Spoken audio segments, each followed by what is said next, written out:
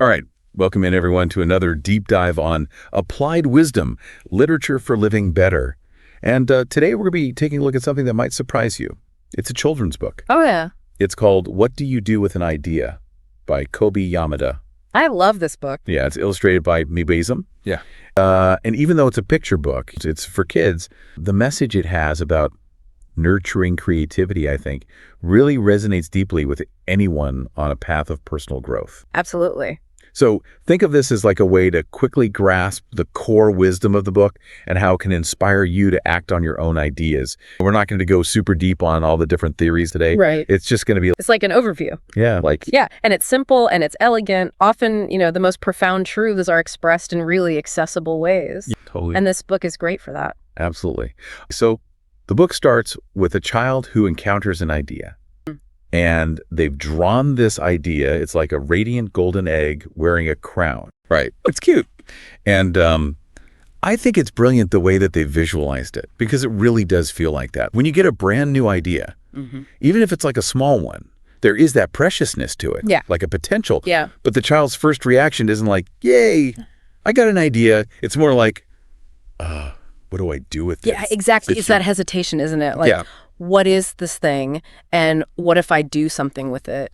And maybe it's a bad idea. Right. I think we've all had that. Have you ever had that? Yeah. Like a great idea pops into your head and then instantly that little voice of doubt comes up. Oh, absolutely. All the time. Yeah. I mean, I think that's part of being human, isn't it? It's like that Totally. that inner critic is always there waiting to pounce. Right. So what's interesting about this book is that the idea doesn't just like disappear. It lingers. Like it wants to be acknowledged. Well, it needs a little encouragement, Yeah. to sort of blossom. Yeah, it's waiting for that. And so the child starts to like kind of give it a little attention, almost tentatively. Right. And starts to care for it. And it makes you think about how important even that initial little bit of attention and focus is. Absolutely. Belief in the idea for it to have any chance to grow. Totally. It doesn't need you to like quit your job, Right. And go all in. invest all your money. Exactly. Yeah. Good. Just like Just a little bit of a attention. little bit of like, okay, I'm Yeah. gonna spend 5 minutes with you today. What's a tiny step that you think that someone listening right now could take to nurture an idea? Sometimes it's literally as simple as writing it down, Okay. just getting it out of your head. Yeah. Or even just, giving yourself permission to daydream about it for 5 minutes, Right, yeah. without judgment. Just like, what could this look like? Cool. So then the book kind of takes this turn, and I think this part is super relatable for a lot of people. The child finally like works up the courage to share the idea with some people. And of course, what happens? Not everyone loves the idea. Some people think it's no good, that it's too weird, a waste of time. They're Classic. yeah, exactly. That feeling of rejection, Yeah. having something that you're excited about. It's so tough Yeah. when you're like, I think this is really cool and I'm a little bit nervous to share it. And Yeah. then someone's just like, nah, that's stupid. Yeah. It's the worst, yeah. And in the book, the child actually hides the idea after that. Oh. Yeah. So how can we, as adults who've probably experienced this quite a bit, Right. build some resilience to that kind of external noise, protect those baby ideas? Yeah. Well, I think one thing is remembering that feedback is often more about the person giving it Oh, yeah. than it is about the idea itself. Right. So if someone's coming from a place of fear or they're very risk averse, they might be a lot more negative about something new or different than Right. someone who is, more of a free spirit. Okay, yeah. So, Kind of take it with a grain of salt, I think is a good thing. Also, thinking about who you're sharing it with oh, yeah. in the early stages. Yeah. Maybe you don't need to shout it from the rooftops. Maybe there's like 2 or 3 people that you really trust who are supportive and who get you that you can share it with. That makes sense, yeah. So it's like filtering the input, Exactly. not just like shutting yourself off from it. Right. Totally, yeah. Yeah. And then the story highlights this like crucial moment. The child realizes that hiding the idea, pretending it's not there, is actually making them unhappy. And so they decide to embrace it, Right. to protect it, regardless of what other people say. That to me is like a real turning point. Like, making that decision that your belief is what really matters. That inner validation is so important. It's great to get feedback and stuff, but ultimately Yeah, you have to trust your gut. totally. And if you really believe in something, that's really powerful. Yeah. And it's so cool how they show this visually in the book too, right? Mm-hmm. Like the illustrations. The beginning, everything's kind of gray and muted. Right. And then as the child kind of starts to pay attention to the idea, to nurture it, the color starts to come back into the pages. Yeah, it's like the world literally becomes brighter. It's like this visual metaphor for how when you embrace an idea and something that feels like genuinely yours, it can just like bring so much richness to your life and how you see things. Yeah. Have you found that to be true? Oh, absolutely.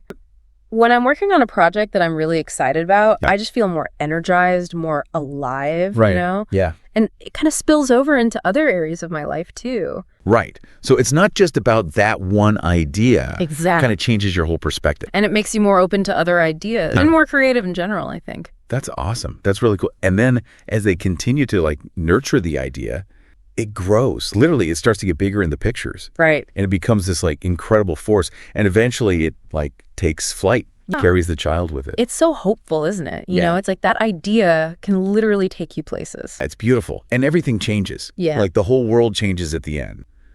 And it's this, I don't know, I love it. It's such a cool way of showing the potential. Yeah. You know? Very visual. That even a small idea can have. For yourself, sure. But even for, you know, the world around you. Exactly. Yeah. And the book ends with this line that I think is so powerful. It says, ideas can change the world. Simple, but so true. It's so simple, but it's true. Yeah.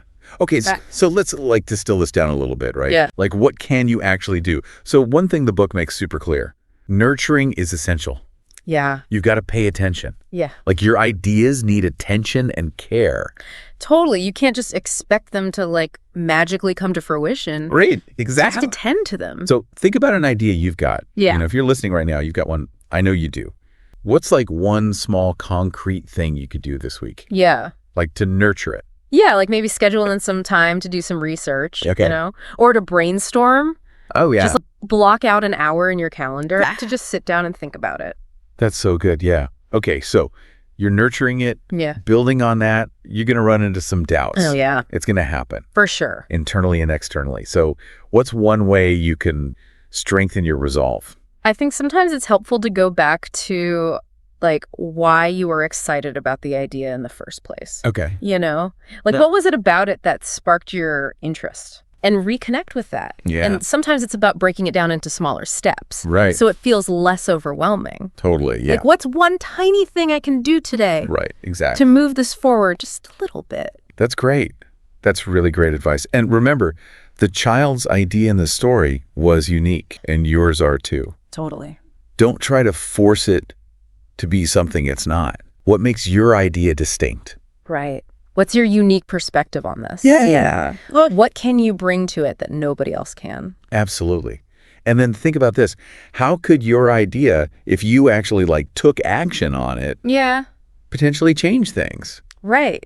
For you or for other people, Yeah. think about the impact it could have. Right. Just visualize that. Yeah. And that can really keep you going. It takes courage to put yourself out there and to stand by something that's new. Especially when people are negative. Especially, yeah. So what's like one small act of courage you could do today?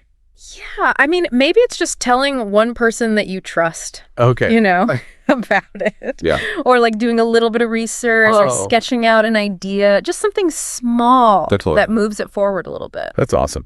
And I think the last thing I want to touch on is this idea of joy. Oh, yeah. Because the book really shows how happy the child is when they embrace the idea. Right. It shouldn't be a chore. Yeah, exactly. Yeah. How can we bring more of that joy into the process? Yeah. I mean, I think play is a big part of it. Okay. You know, Yeah. like allowing yourself to experiment, to have fun, Yeah. to not be so attached to the outcome. Yeah. Just enjoy the process of creating. That's so good. Yes, set aside that time Yeah. where you're just like, I'm just going to play. Yeah, exactly. Awesome.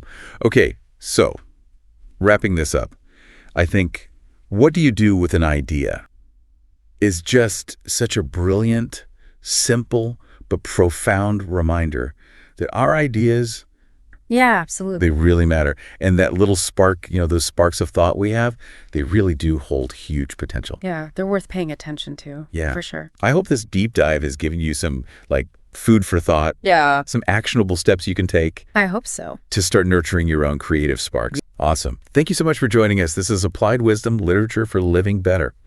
Stay tuned for the next one. And if this resonated with you and maybe sparked some inspiration, please like and subscribe. It really helps the channel. It does. We appreciate it. Awesome. Right. We'll see you next time.